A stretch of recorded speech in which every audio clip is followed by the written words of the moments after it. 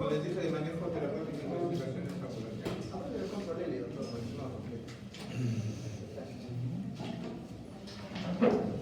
¿Qué es una intoxicación aguda? Básicamente es un síndrome clínico que se presenta como consecuencia de la entrada de un tóxico en el organismo, ¿sí? Y el tóxico es cualquier sustancia química que sea capaz de producir muerte, heridas u otros efectos perjudiciales en el organismo, ¿ya? Y tenemos varios tipos de intoxicaciones: la intoxicación accidental y la no accidental, ¿sí? No accidental o infligida. Dentro de las accidentales tenemos diversos tipos, ¿no? Las alimenticias, por ejemplo, ¿no? Si ustedes por alguna razón consumen una fruta no lavada que recientemente haya sido fumigada por un órgano fosforado, pues van a tener síntomas de intoxicación por órgano fosforado, ¿sí? Y eso va a ser accidental. Las picaduras de animales también pueden provocar intoxicaciones por absorción accidental, por ejemplo, que ustedes tengan la mala suerte de pasar cerca a un lugar donde haya un derrame de algún tipo de gas tóxico, ¿sí? Medicamentosas, por autoprescripción, errores de dosificación, ¿ya? Drogadicción,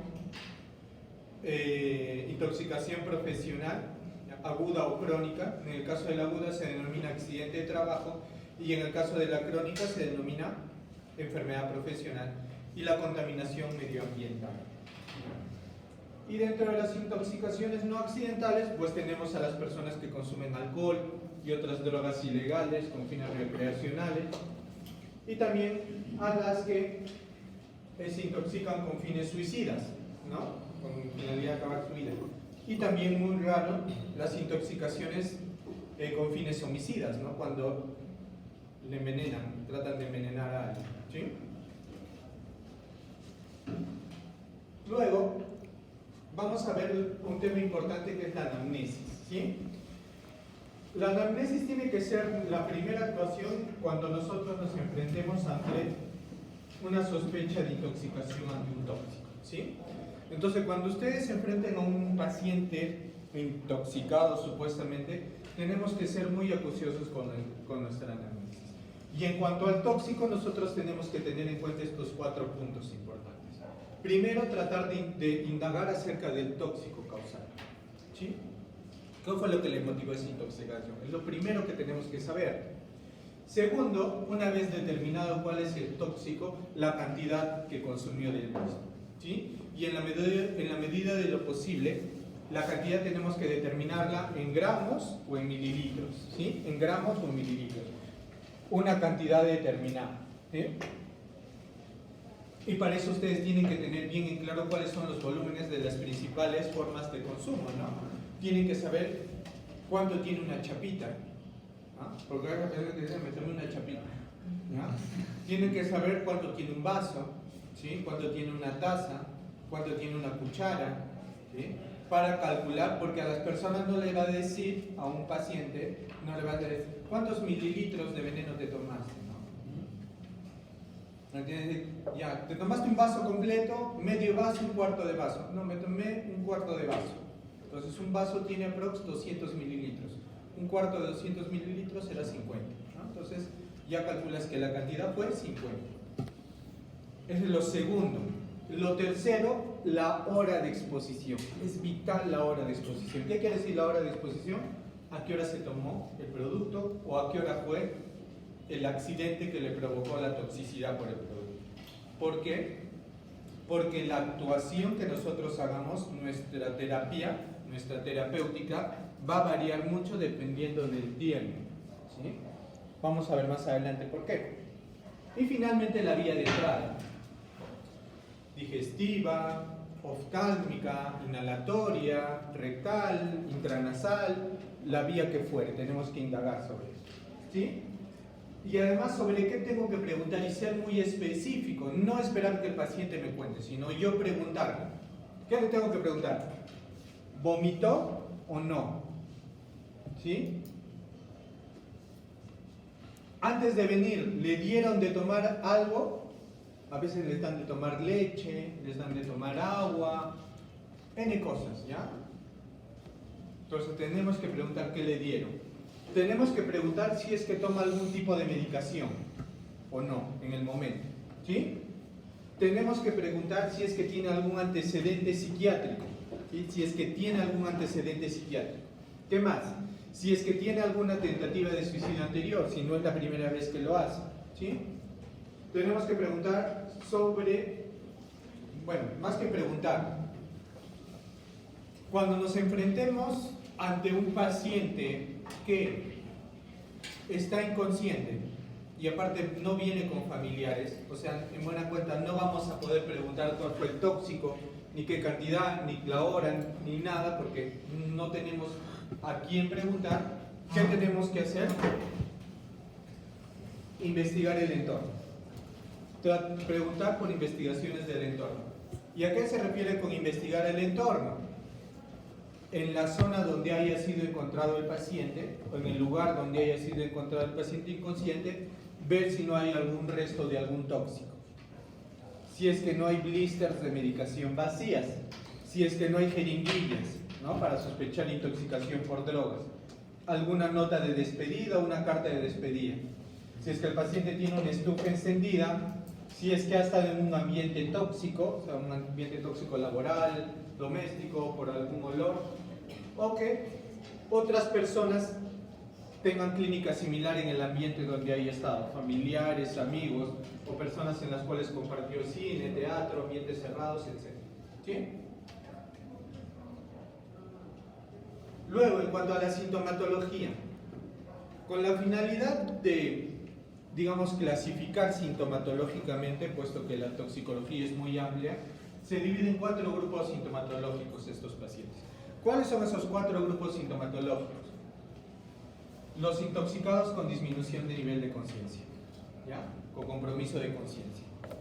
Es un grupo. El otro grupo van a ser los intoxicados con alteraciones de la conducta, ¿ya?, que es un tema conductual, no compromiso de conciencia. ¿Ya? Otros, los intoxicados que presentan convulsiones generalizadas, ¿sí? Y finalmente, en el cuarto grupo, vamos a tener a los intoxicados que están conscientes, ¿ya?, y que tienen varias formas de presentación según el área clínica, ¿no? Puede tener un paciente intoxicado con síntomas respiratorios, con síntomas digestivos, etc. Luego, en cuanto a las exploraciones complementarias, ¿ya?, el análisis toxicológico, en buena cuenta, vendría a ser el más sencillo y más rápido, ¿sí? ¿Por qué? Le saco una muestra de sangre y al toque me dice qué tóxico es. Cocaína, si es opioides, si hay benzodiazepinas, algún antidepresivo, etc. Me sale rápido. ¿Cuál es el problema? No es disponible en la mayoría de emergencias, sino en el Perú, en todas. No está disponible. Entonces no es fácilmente que podamos hacerlo, ¿no? Entonces mi actuación no va a ir tanto a ese lado. Definitivamente, y si la tengo disponible, va a ser útil en 2 circunstancias, ¿sí? Para averiguar el agente causal de un coma tóxico, en que ni la anamnesis ni la exploración física hayan sido orientativas. Y para indicar un tratamiento antitóxico específico, cuando quiera dar algún antídoto. Básicamente esas son las utilidades del análisis toxicológico. ¿Qué exámenes de cajón debo pedirle al paciente intoxicado? Un análisis de orina, ¿ya? Una glucosa capilar, ¿ya? ¿Por qué una glicemia capilar es tan importante? Porque la hipoglicemia fácil clínicamente se puede confundir con una intoxicación. Una hipoglicemia severa fácilmente se puede confundir con una intoxicación. El paciente con hipoglicemia severa va a estar pálido, inconsciente y sudoroso, que eso puede presentarse en cualquier otra intoxicación, ¿no? Entonces, es por eso que la glicemia capilar va a ser importante aplicarle en todo paciente intoxicado, ¿sí? En algunos casos podemos aplicar tiras reactivas para orina para ver si hay hemoglobina, un alcoholímetro, ¿no?, si es que sospechamos una intoxicación por alcohol, inmunoanálisis y test específicos como por ejemplo el que utilizamos para salicilatos, ¿sí? Ahora vamos a ir al tema que nos compete, terapéutica, ¿ya?, con la parte de tratamiento. ¿Qué hacer con estos pacientes? Y la primera actuación que debemos hacer son las medidas generales de mantenimiento de las funciones vitales. Lo primero es tratar de mantener las funciones vitales, tratar de mantener al paciente vivo. ¿Y cómo tratamos de mantener al paciente vivo? Haciendo que respire, permeabilizando la vía aérea, ¿sí? Debemos permeabilizar la vía aérea. Si el paciente está inconsciente pero respirando, tratar de que la vía aérea esté despejada, ¿sí? Para que el aire entre apropiadamente, y pues ahí podemos utilizar inclusive las maniobras de despeje de la vía aérea, que son la tracción mandibular, ya la maniobra frente-mentón, o colocarlo al paciente en decúbito lateral, ¿sí? Cualquiera de esas actuaciones. Ahora, ¿qué otra cosa más tengo que hacer? Identificar el patrón respiratorio. El tipo de respiración que presenta el paciente es importantísimo. ¿Por qué? Por ejemplo, en una intoxicación por salicilato se produce acidosis, ¿ya? Y esa acidosis se puede manifestar con respiración de Kussmaul, ¿no? Entonces, si yo identifico un patrón característico, pues me puedo orientar a un cierto tipo de intoxicación solamente basándome en el tipo de patrón respiratorio, ¿sí? Luego, es importante obtener un análisis de gases y electrolitos. Igual también el análisis de gases y electrolitos puede ser orientativo, ¿no? Por ejemplo, en una intoxicación por benzodiazepinas, el paciente va a tener típicamente acidosis respiratoria. Entonces, si yo saco un AGA y el paciente tiene acidosis respiratoria, pues me podría estar orientando a una intoxicación por benzodiazepinas, muy diferente a una intoxicación por barbitúricos o por salicilatos, en el cual va a haber acidosis metabólica comúnmente, ¿no? Entonces eso me puede ayudar a diferenciar. Es importante obtener un AGA. Hay que evaluar el estado circulatorio de nuestros pacientes, hay que tomarle una presión arterial, hay que hacer un EKG, ¿sí? Hay que evaluar el estado neurológico, ¿sí? En el paciente. Y bueno, simplemente lo menciono, pero ya no se usa la pauta ciega que se daba en pacientes que venían inconscientes, en los cuales no sabíamos qué había pasado, pues se les daba como una suerte de combo, ¿sí? Que era de glucosa, naloxona, flumacenil y tiamina, ¿no? Para ver cuál funcionaba. Ya está en desuso. Algunas instituciones lo siguen utilizando como pauta extrema en el caso de que no saben qué puede hacer. Entonces crean tratamiento para hipoglicemia, tratamiento para intoxicación por opioides, para intoxicación por benzodiazepinas y para efectos del alcohol, ¿no? Ahí tienen los antídotos para cada uno. Es algo que está en desuso. Luego, ¿qué tenemos que hacer? Luego de mantener las funciones vitales, tratar de evacuar el tóxico lo antes posible, eliminar ese producto tóxico, ¿sí? Y si el tóxico ha ingresado por vía oftálmica, ¿qué tengo que hacer? Lavado conjuntival, ¿sí? Lavado conjuntival, ¿cómo lo hago? Con suero fisiológico por 15 a 20 minutos. 15 a 20 minutos de lavado constante con suero fisiológico, ¿sí? Lavado conjuntival. Si el paciente se ha ingerido, ha introducido el tóxico por vía rectal, se aplican enemas de limpieza. Enemas igual con suero fisiológico, repetir de 2 a 3 veces, colocar enemas, ¿ya? Cada 15 minutos. Enema, enema, enema, hasta lograr que de algún modo elimine ese producto tóxico, ¿sí? Si el tóxico ha ingresado por vía cutánea, ¿qué tenemos que hacer? Inmediatamente retirar toda la ropa que tenga el paciente y hacerle un lavado profuso con agua y con jabón, ¿ya? Y la vía digestiva, que chicos es la más importante en 90% de los casos.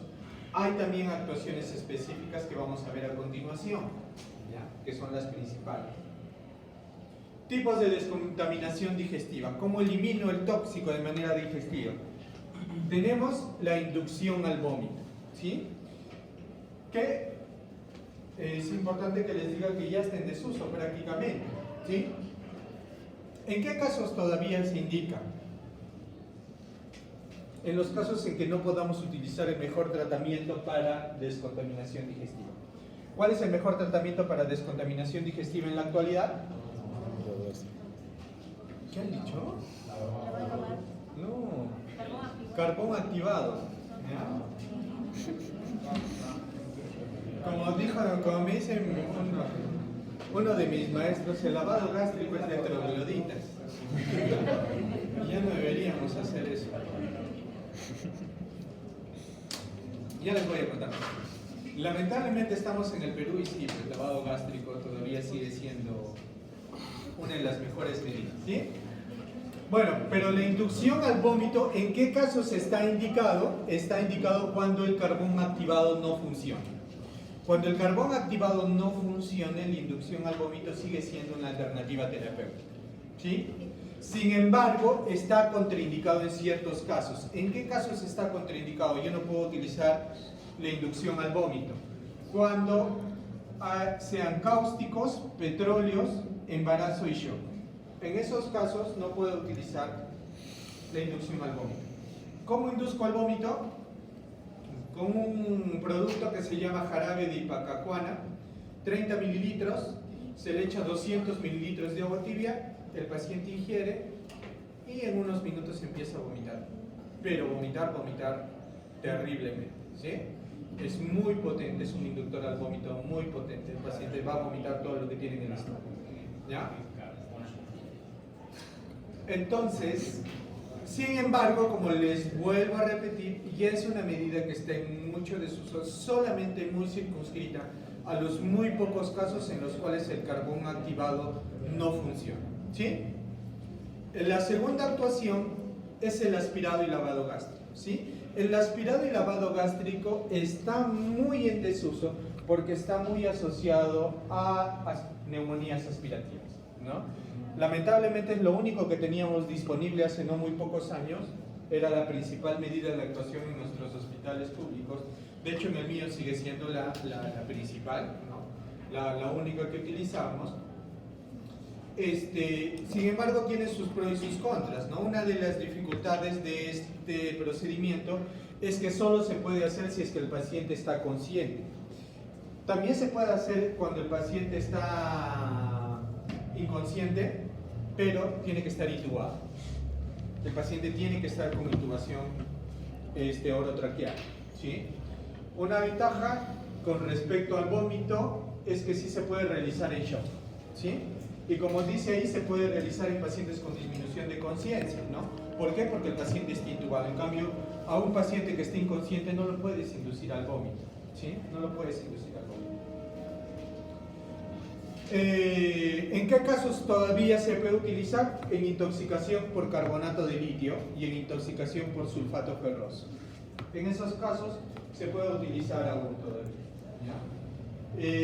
Pero sin embargo también tiene sus contraindicaciones. ¿Cuáles eran esas contraindicaciones? Sospecha de abdomen agudo, una cirugía digestiva alta reciente, coagulopatías, estenosis esofágica y ingesta de sustancias cáusticas y corrosivas.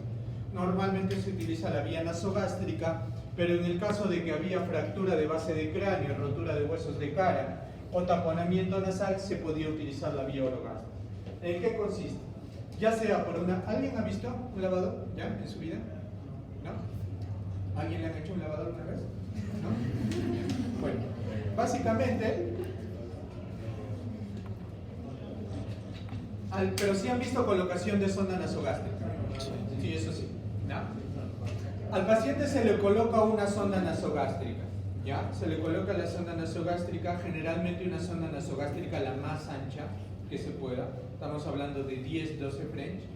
Esta sonda tiene adaptado un embudo en el lumen proximal. Entonces, es la sonda y va conectado a un embudo.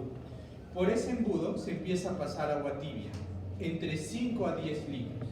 Entonces el paciente está en decúbito lateral, echado en decúbito lateral, la enfermera o el técnico se para, hay 2-3 personas sujetando al paciente porque no quiere que se les haga, y se empieza a echar por el embudo agua.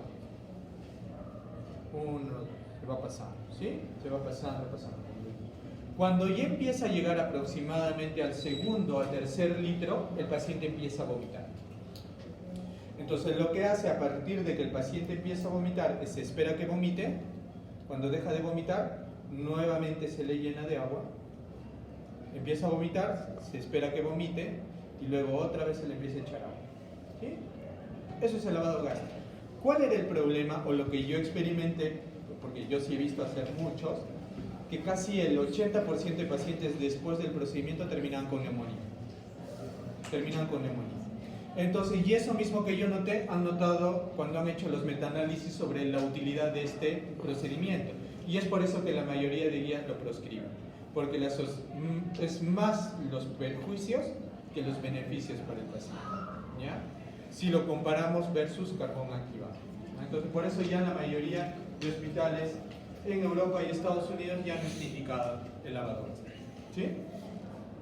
Ahora, luego vamos a ver otras medidas de descontaminación. Están los catárticos y la neutralización del tóxico. Los catárticos los vamos a ver después. Vamos a irnos primero al más importante, que es el carbón activado, ¿sí? El carbón activado, sin embargo, chicos, no es un neutralizante, no neutraliza ninguna sustancia, ¿sí? No es un antídoto tampoco. Lo único que es un absorbente. Ustedes, digamos, algunos de ustedes saliendo después de dar su examen, ¿no?, de terapéutica, se decidió tomar 20 tabletas de clonazepam, ¿no? Entonces, lo que hace el carbón activado no es bloquear los efectos del clonazepam, ni tampoco es un antídoto. Lo único que hace el carbón activado es, ustedes se toman el carbón activado y el carbón activado se absorbe el clonazepam. Entonces, al absorberse el clonazepam, ¿qué va a pasar? El clonazepam ya no va a pasar a absorberse por vía digestiva, ingresar a la sangre y provocar los efectos tóxicos, sino se va a quedar alojado, abrazado al carbón. Eso es lo que hace el carbón, es un absorbente, ¿ya? Esa es su única utilidad, ¿ya? No es un... Entonces, si por ejemplo en el examen teórico de terapéutica les ponen el carbón activado es el antídoto para las antidepresivos tricíclicos, no. El carbón activado es el mejor antídoto para las intoxicaciones. ¿Es el mejor antídoto? No, porque no es un antídoto, es nada más que un absorbente, ¿ya? Es nada más que un absorbente de sustancias tóxicas, ¿sí? Y como pueden ver, por ejemplo, en España ya se ha consensuado que es el mejor procedimiento para descontaminación digestiva por mucho, ¿sí? ¿Cómo se prepara el carbón activado? Se prepara con 50 gramos en 200 a 250 cc de agua. Se agarra 50 gramos de carbón activado. Generalmente el carbón activado viene en sobrecitos, ¿sí? ¿Ya? De 50. Esos sobrecitos se diluyen en 200 o 250 cc de agua tibia y eso tiene que tomar el paciente. ¿Y cuál es la dosis apropiada? 10-1. ¿Qué quiere decir? Si el paciente se tomó 10 mililitros, le tengo que dar 100. ¿Se entiende? La proporción es 10-1, ¿no? ¿Qué quiere decir? Si por ejemplo yo me tomo medio vaso de agua de veneno, más o menos tiene 100 mililitros, ¿sí? Y como la proporción carbón tóxico tiene que ser 10-1, si yo me tomé 100, ¿cuánto me tengo que tomar acá? 1000. Entonces tendré que tomar 1 litro de carbón activado, de la solución preparada de carbón activado. ¿Ahora sí? Bien. Entonces esa es la forma, ¿no? Yo lo preparo 50 en 250, pero no quiere decir que yo me voy a tomar eso y es suficiente. No, es dependiendo de la cantidad de veneno consumido o de tóxico consumido, ¿sí? Y no va solo. Viene con su amigo que son los catárticos, ¿sí? Porque el carbón llega al estómago y ¿qué pasa? Que les he dicho, es un absorbente, lo absorbe, pero ese carbón no se puede quedar ahí, tenemos que eliminarlo lo más rápido posible. ¿Y cómo lo eliminamos lo más rápido posible? Dando estas sustancias que me van a provocar diarrea y van a hacer que lo elimine con mayor rapidez. ¿Y cuáles son estas sustancias que me provocan diarrea?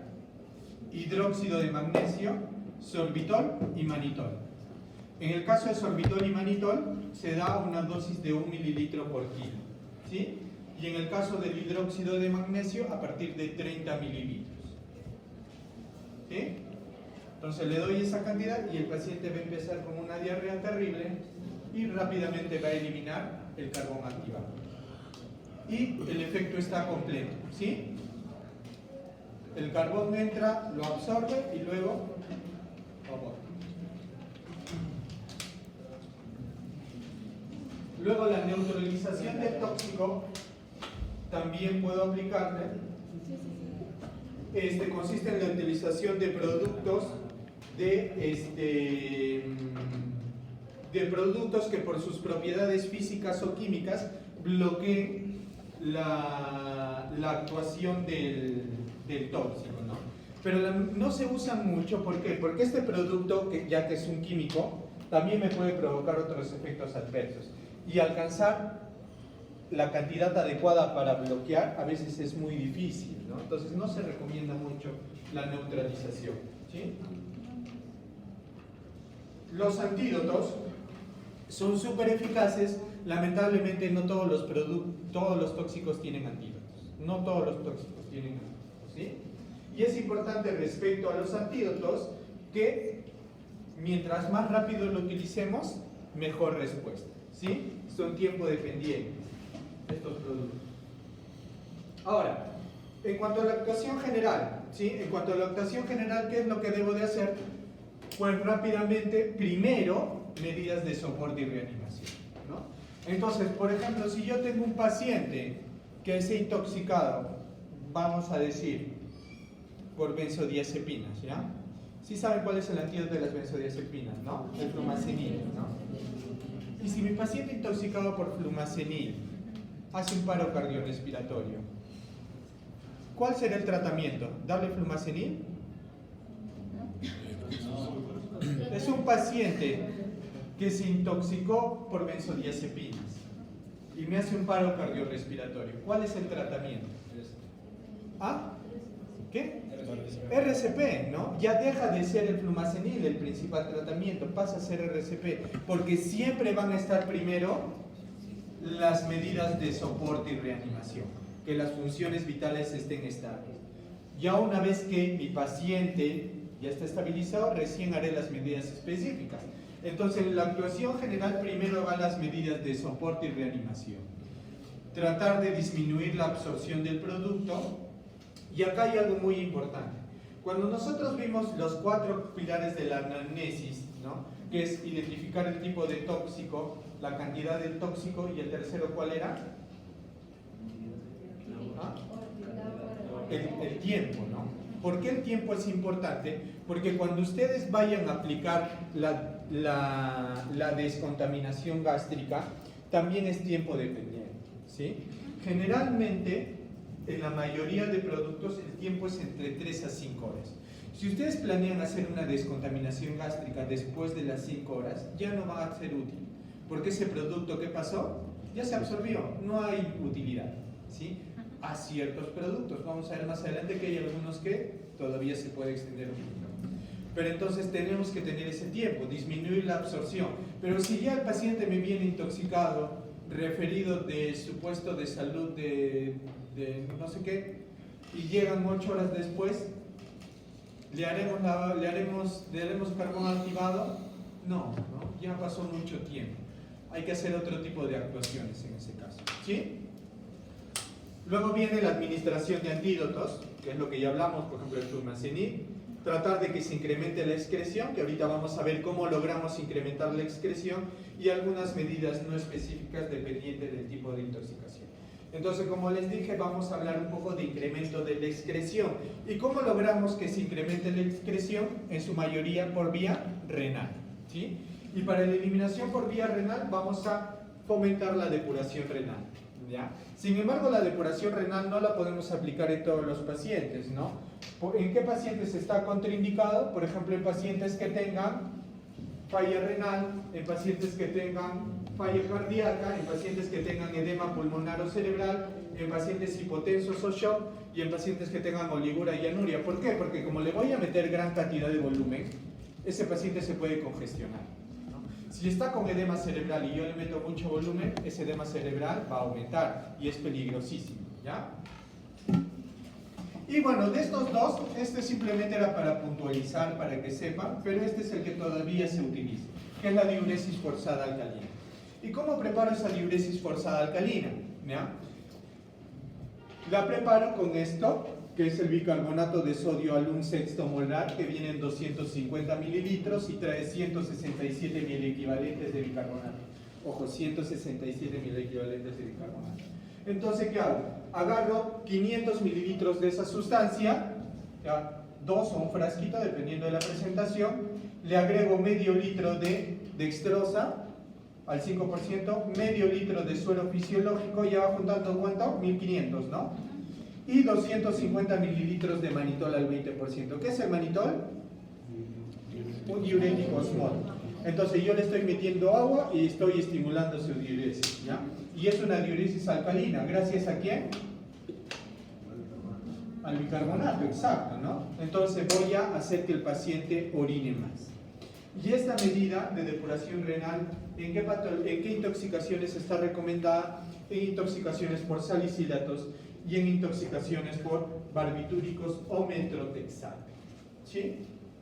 La diuresis alcalina. La diuresis forzada neutral es casi lo mismo, solo que sin bicarbonato, pero ya no se utiliza mucho porque se ha visto que no tiene mucho efecto, ¿sí? De hecho, la diuresis forzada alcalina en algunas instituciones ya no se usa, ¿no? Ya no se recomiendan algunas, pero todavía algunas sí. La depuración extrarrenal, ¿sí? ¿Cómo se hace? Diálisis. Hemodiálisis, diálisis peritoneal, ¿ya? Terapias continuas de reemplazo renal, etc.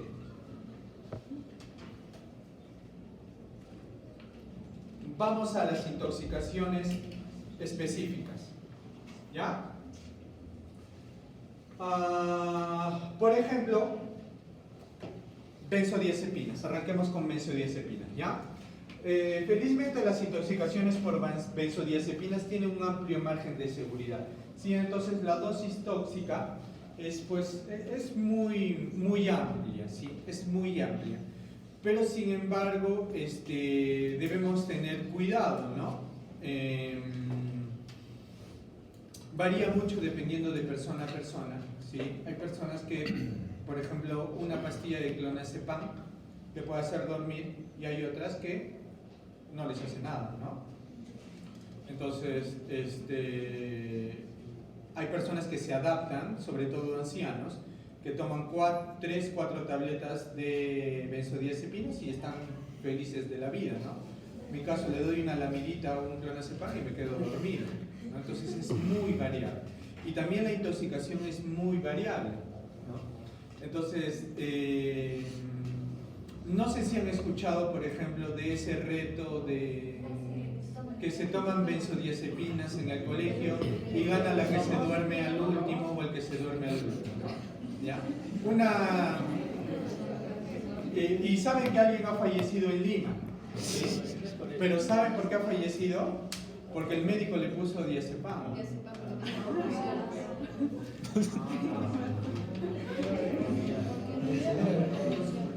Llegó intoxicada, convulsionó y llegando a la costa le pusieron su benzodiazepina y le provocó aparentemente depresión respiratoria.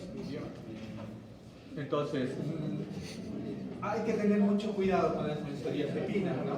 Si bien es cierto, tiene un margen de seguridad muy amplio, sus efectos son muy variables, ¿ya?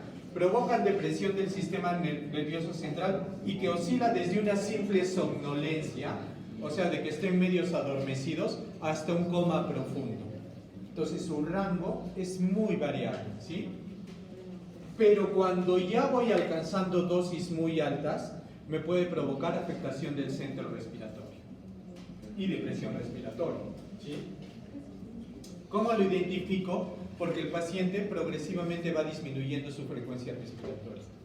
A medida que va aumentando la intoxicación, de estar respirando 16, 18 por minuto, que es lo habitual, empieza a respirar 10 por minuto, 9, 8, 7, hasta que deja de respirar, ¿sí?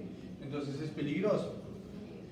Y aparte de también provocar depresión respiratoria, provoca hipotensión, ¿sí? Por eso se recomienda que cuando utilicemos benzodiazepinas endovenosas, nunca se administra en infusión rápida, siempre hay que administrarlas diluidas y lentas, ¿ya?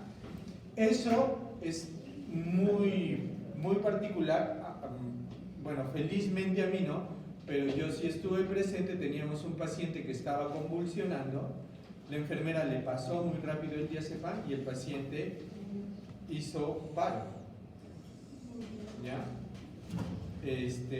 Por hipotensión muy severa, o sea, se hipotensó, vimos el monitor y de pronto está 40, 20 y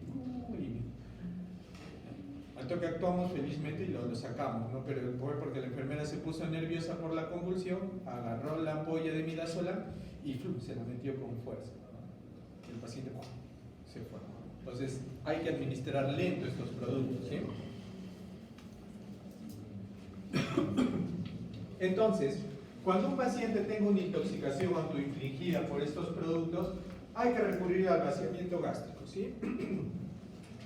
Ya sea con carbón activado, y si no tenemos carbón activado, con lavado gástrico. Y esto es tiempo dependiente. Si ya pasó más de 5 horas, es por gusto, no amerita, porque ya el producto está absorbido, ¿sí? Y aquí va a entrar el antídoto que ustedes conocen bien, el flumazenil. Lo que conocen mal es cómo se administra, ¿sí? ¿Y cómo administramos el flumazenil? Pues el flumazenil, como ven ahí en la figura, viene en una ampolla de 0.5 miligramos, ¿sí? O sea, cada ampollita tiene 0.5 miligramos y tiene 5 mililitros. Por tanto, ¿qué quiere decir? ¿Un mililitro cuántos tendrá?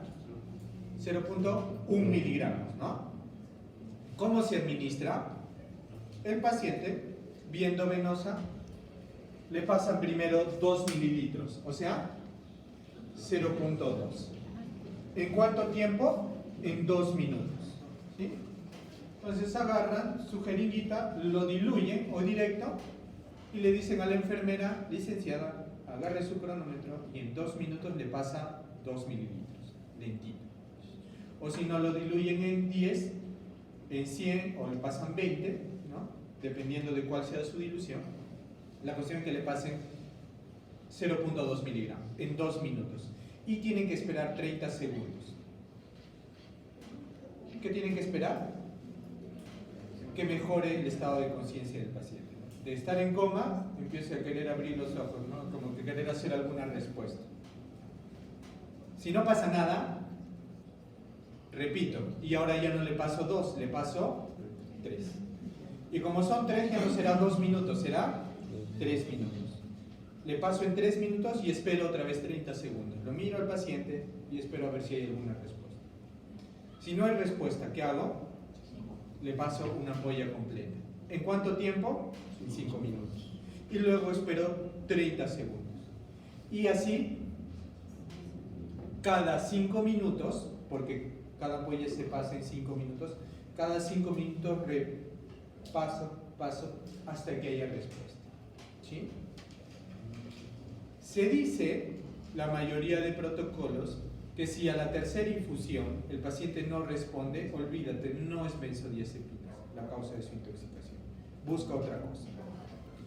A la tercera, más del 90% ya responde.